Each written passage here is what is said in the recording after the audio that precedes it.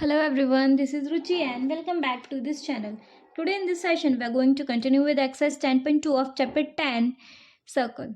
इस वीडियो में हम देखेंगे इस एक्सरसाइज का लास्ट क्वेश्चन और क्वेश्चन नंबर 13 पढ़ने से पहले मेरा एक हम्बल रिक्वेस्ट कि अगर आपको मेरा वीडियो पसंद आए तो आप प्लीज़ मेरे इस वीडियो को लाइक कीजिएगा, मेरे चैनल को सब्सक्राइब कीजिएगा और जिनके लिए भी वीडियो हेल्पफुल आप प्लीज़ उनको इस वीडियो को शेयर कर दीजिएगा। ओके, चलिए देखते हैं क्वेश्चन नंबर 13। और क्वेश्चन नंबर 13 है हमारा, prove that the opposite side of a quadrilateral circumscribing a circle subtend supplementary angle at a centre of a circle.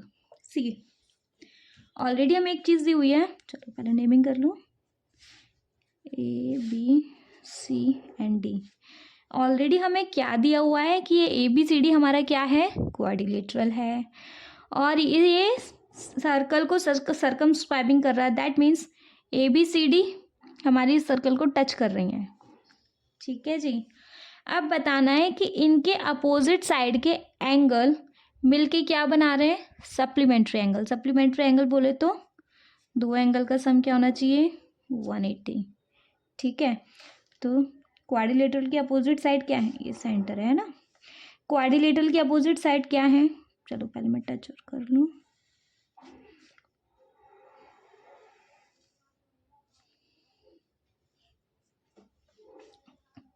C, A D और बी सी के एंगल, अपोजिट एंगल ये हैं, ये दोनों मिलके क्या बना रहे हैं, 180।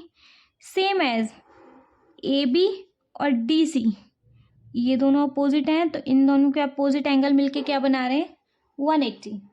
कोई भी एक एंगल उठा के प्रूफ कर देना है, या तो ए डी और बी सी वाले ये दोनों एंगल इक्वल प्रूफ कर दो, या फिर ये दोनों अपोजिट साइड उठा के ये दोनों एंगल इक्वल प्रूफ कर दो। कुछ भी प्रूफ कर दो इक्वल आ जाएगा। ठीक है, लेकिन ये दोनों एंगल मिलकर सप्लीमेंट्री एंगल बनाने चाहिए। कैसे कर सकते हैं, चलो मैं पहले क्या कर रही हूँ कि मैं इनमें पॉइंट ऑफ, ये टेंजेंट है सर्कल की, ये टेंजेंट है तो टेंजेंट से रेडियस मीट कर रही है, ये दो लाइन्स और ड्रॉ कर दूँ। ठीक है, क्या करूँ, मैं इन दो एंगल्स को, सारे एंगल्स को मैंने बीच में से डिवाइड कर दिया, मैं उनका नेमिंग कर दूँ।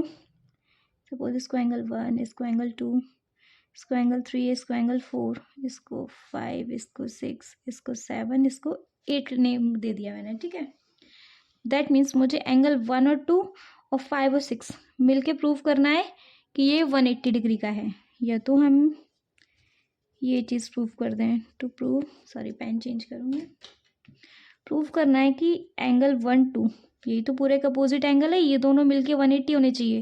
तो इन दोनों में कौन कौन से एंगल आ रहे हैं, एंगल 1 और 2 और एंगल 5 और 6। या तो प्रूफ कर दो ये 180 है, या फिर ये दोनों अपोजिट एंगल, या दोनों में से कोई भी एक चीज़ प्रूफ कर दो। 3 और 4 और 7 और 8 मिलके 180 बना रहे हैं। कैसे प्रूफ कर सकते हैं, देखो, अगर मैं इन एंगल्स को एक दूसरे के कॉन्ग्रुएंट प्रूफ कर दूं तो मुझे मिल जाएगा एक पर्टिकुलर एंगल इक्वल है दूसरी पर्टिकुलर एंगल के। ठीक है, तो मैं वही चीज़ करने वाली हूँ। लेकिन अगर मैं ये इसका नेम ओ है ना, अगर मैं ए और डी को लेके चलूँ, अगर मैं ए और डी ट्राइंगल को लूँ और इसको इक्वल प्रूफ कर दूँ, तो क्या मेरा कोई फ़ायदा है भाई? मुझे तो ए और 1 और 2 दोनों एंगल चाहिए, है ना, तो इससे तो मेरा कोई फ़ायदा नहीं है। अगर मैं इसको और इसको चेंज करती हूँ, अगर मैं इन दोनों ट्रायंगल की बात करूँ और मैं एंगल 1 को एंगल 8 के प्रूफ कर दूँ, तो सी इसमें 8 नहीं है ना, तो मैं ट्वाइस ऑफ एंगल 1 यूज़ कर सकती हूँ, आगे बताऊँगी कैसे, है ना। तो मैं इन दोनों को ले रही हूँ पहले। If I take angle triangle A O, अरे इनका तो नेम ही नहीं दिया, इसको पी क्यू आर एस है, तो मैं ले रही हूँ P O A and triangle A O Q, है ना। इनको देखो, ये सर्कल का एक्सटर्नल पॉइंट है और यहाँ से दो टेंजेंट्स जा रही हैं, ए क्यू और ए पी। तो मैं लिख सकती हूँ A Q is equal to A P है, क्यों है भाई थ्योरम 10.2 से। ठीक है, नेक्स्ट हम कंडीशन ले सकते हैं, ये सर्कल की रेडियस है O P equal to O Q हो जाएंगी, रेडियस इक्वल होती हैं O P equal to O Q, ये रेडियस है ओ है ना, ओ इजिकल टू ओ ए, ये दोनों ट्राइंगल का कॉमन लाइन है। तो मैं बाय एस कंडीशन मैंने ये प्रूफ कर दिया कि triangle P O A congruent है ट्राइंगल ए ओ क्यू के। ठीक है, तो by C P C T मैं इससे कह सकती हूँ कि एंगल 1 इक्वल है एंगल 8 के। चीज़ समझ में आई। तो अगर हमारा एंगल 1 इक्वल है 8 के, तो मैं इन दोनों को अगर कॉन्ग्रुएंट प्रूफ करूँगी तो 7 इक्वल आ जाएगा 8 6 के, 5 आ जाएगा 4 के, 3 आ जाएगा 2 के, है ना। तो मैं यहाँ लिख सकती हूँ, मुझे अब सारे कॉन्ग्रुएंट प्रूफ करने की ज़रूरत नहीं है, मैं लिख सकती हूँ similarly by C P C T की हेल्प से एंगल 7 इक्वल प्रूव हो जाएगा हमारा 6 के, एंगल 5 इक्वल प्रूव हो जाएगा हमारा 4 के, एंगल 3 इक्वल प्रूव हो जाएगा हमारा 2 के, है ना। नाउ हमें पता है सम ऑफ क्वाड्रिलेटरल क्या होता है, 360 होता है ना। तो angle 1 plus angle 2 plus angle 3 plus angle 4 plus angle 5 plus angle 6 plus angle 7 plus angle 8 equal to किसके होगा, 360 के। पता है, देखो अब हमें जो जो एंगल चाहिए उनकी बात कर लेते हैं।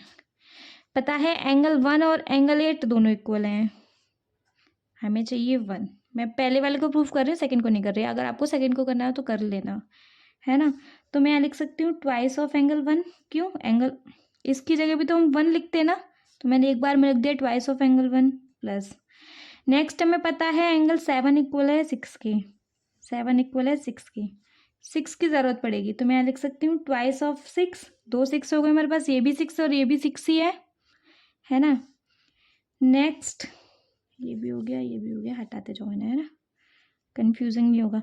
5 इक्वल है 4 के, 5 चाहिए है ना, 5 इक्वल है 4 के, तो मैं ट्वाइस ऑफ 5 लिख सकती हूँ प्लस एंगल 2 इक्वल है एंगल 3 के, ज़रूरत किसकी है 2 की, तो मैं ट्वाइस ऑफ एंगल 2 लिख सकती हूँ, इजिकल टू हो गया हमारा 360। समझ में आया।